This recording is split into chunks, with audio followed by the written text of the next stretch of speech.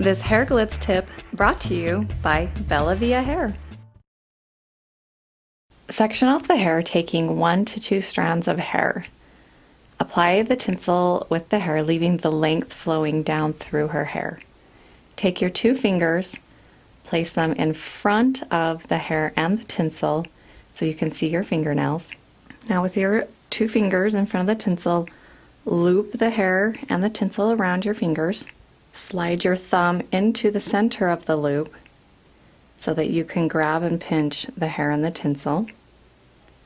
Now take your comb, slide the hair and the tinsel off of your fingers, leaving the tip of the comb in the center of the loop, and pull. This will guide the knot down to the base of the hair or the root.